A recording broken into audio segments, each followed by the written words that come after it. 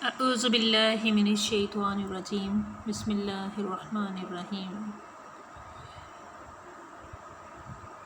میں پناہ مانگتی ہوں اللہ کی شیطان مردود سے۔ شروع اللہ کے نام سے جو بڑا مہربان اور نہایت رحم والا ہے۔ السلام علیکم اسٹوڈنٹس، امید بخیر۔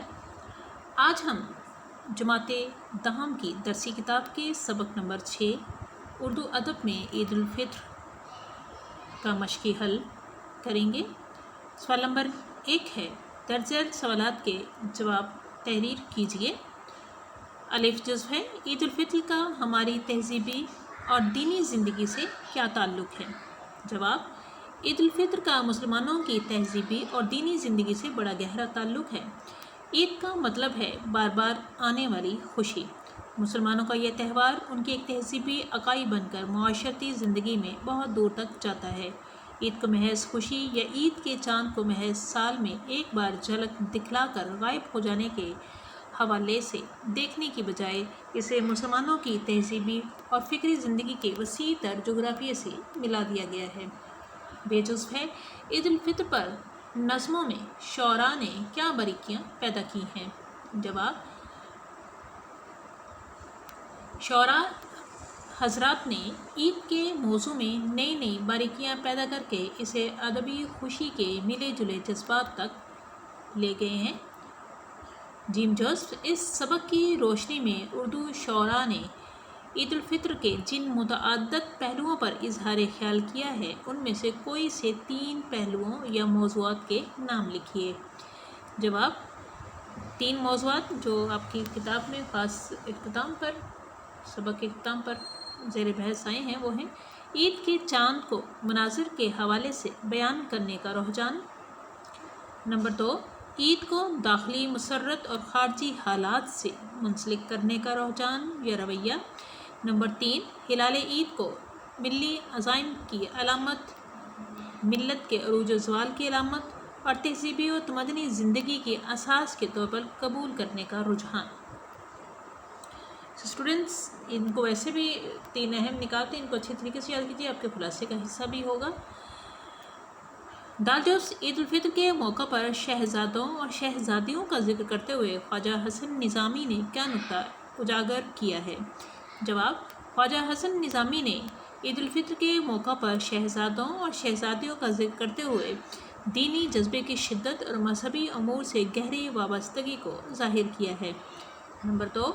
سوال نمبر 2 ہے آپ کے سامنے، اردو شعراء نے ہر دور میں عید الفطر کو موضوع سخن کیوں بنایا؟ جواب، اردو شعراء نے اپنی شاعری میں زیادہ تر رخ محبوب کا تذکرہ کیا ہے اور عید الفطر کے حوالے سے عید کا چاند، ہلال و ابرو، محبوب سے روز عید کی ملاقاتیں ان کی شاعری کا موضوع بنتی رہی ہیں۔ جیسے جیسے اردو شاعری میں وسعت آتی گئی اور غزلوں کی بجائے نظموں کی طرف توجہ تیز ہو گئی تو عید کے موضوع میں بھی اشاراتی اور علامتی امکانات زیادہ اجاگر ہوئے۔ اس طرح عید الفطر پر کثرت سے لکھی گئی نظموں میں عید سے متعلقہ موضوعات پیش کیے گئے۔ یہی وجہ ہے کہ اردو شعراء نے ہر دور میں عید الفطر کو موضوع سخن بنایا ہے۔ سوال نمبر 3 ہے، کون سی چیز اقبال رحمۃ اللہ علیہ کو عید کے چاند کی تصویر کشی پر مجبور کرتی ہے؟ جواب، علامہ اقبال رحمۃ اللہ علیہ بھی عید کے موضوع پر علامہ محمد اقبال نے بھی عید کے موضوع پر نظمیں لکھی ہیں۔ یاد طفلی علامہ اقبال رحمۃ اللہ علیہ کو عید کے چاند کی تصویر کشی پر مجبور کرتی ہے اور وہ منظر کشی والے رجحان کی طرف مائل ہو جاتے ہیں۔ نمبر 4، ماہ سیام گیا اور روز عید آیا، یہ مصرع ہے، یہ اردو کے کس معروف شاعر کا مصرع ہے؟ جواب، درج برلا مصرع مولانا الطاف حسین حادی کا ہے۔ سوال نمبر 5، عید کی شاعری کا ہماری شعری روایت سے کیا تعلق ہے؟ جواب، عید کی شاعری ہماری شعری روایت کا ایک اہم اور ناقابل فراموش حصہ ہے۔ سوال نمبر 5 دیکھیے، سوال نمبر 5 ہے، عید کی شاعری ہماری شعری روایت کا ایک اہم اور ناقابل فراموش حصہ کے بعد نمبر 6 کیا ہے سوال؟ سبق کے متن کو مد نظر رکھ کر درست یا غلط پر نشانے درست لگائیں۔ الف جزو ہے سن 1857 کی جنگ آزادی کے بعد اردو شاعری میں وسعت پیدا ہوئی۔ اسٹوڈنٹس، یہ آپ کے ٹیکسٹ کے مطابق درست جواب ہے۔ بے، خواجہ حسن نظامی نے دلی کی بربادی کے مرثیے لکھے ہیں۔ یہ آپ کے ٹیکسٹ کے مطابق جی ہاں غلط جواب ہے۔ جیم جزو، عید الفطر کے متعلق موضوعات ہماری شاعری کا اصل رخ ظاہر کرتے ہیں۔ اسٹوڈنٹس، یہ آپ کے متن کے مطابق جی ہاں غلط جواب ہے۔ دال جزو دیکھیے، سبق میں 4 شعراء کے اشعار درج ہیں۔ یہ آپ کے ٹیکسٹ کے مطابق غلط جواب ہے۔ ہے جزو دیکھیے، عید الفطر کا تصور ہماری اقدار میں شامل ہے۔ آپ کے ٹیکسٹ کے مطابق یہ ایک درست جواب ہے۔ سوال نمبر 7، درست جواب کی نشاندہی درست کے نشان سے کیجیے۔ الف جزو ہے، یہ مصرع کس شاعر کا ہے؟ ہلال عید کی گردوں پہ آمد آمد ہے۔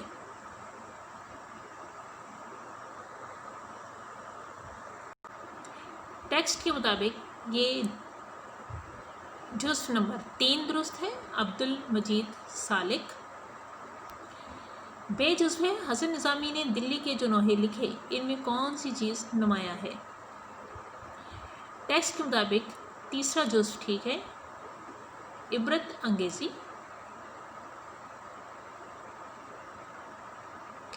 جیم جزو دیکھیں، عید الفطر کے موقع پر مسلم معاشرے کے کس طبقے کو سب سے زیادہ مسائل کا سامنا کرنا پڑتا ہے؟ ٹیکسٹ کے مطابق دوسرا جزو ٹھیک ہے، غربا یعنی غریب لوگ۔ دال جزو ہے، شاعر نے لذت افزائے شور طفلی میں کس کی طرف اشارہ کیا ہے؟ ٹیکسٹ کے مطابق یہ تیسرا جزو ٹھیک ہے، عید الفطر کا چاند۔ ہے جزو دیکھیے، سن 1857 جنگ آزادی کے بعد توجہ کی طرف توجہ تیز ہو گئی۔ ٹیکسٹ کے مطابق دوسرا جزو ٹھیک ہے، نظموں کی طرف۔ اسٹوڈنٹس، 8واں سوال ہے، مصنف نے عید کا تعلق تہوار کے علاوہ کس سے جوڑا ہے؟ 2-3 سطروں میں جواب لکھیے۔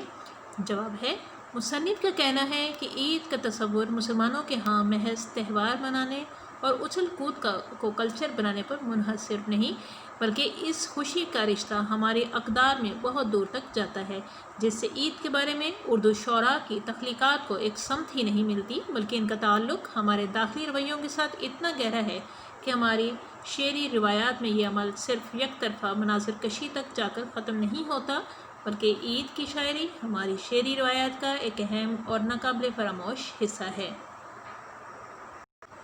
اسٹوڈنٹس، اس سبق کی مشق میں مضمون پر بحث کی گئی ہے، وہ ہم کسی اور دن مضمون پر بحث کریں گے۔ خاص طور پر اس کی جو اصول اور قواعد ہیں جو میں نے آپ کو بتا رکھے ہیں ہم دہرائیں گے۔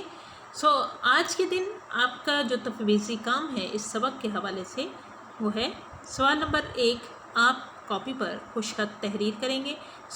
کاپی اس وقت آپ کے پاس نہیں ہے، اس لیے چیکنگ کے بعد جیسے ہی آپ کو کاپی ملتی ہے یہ سوال آپ ایک لوز شیٹ پر یا کلر پیج پر لکھ رکھیے، اس کے اوپر چسپاں کر دیجیے گا تاکہ آپ کا کام کا حرج نہ ہو۔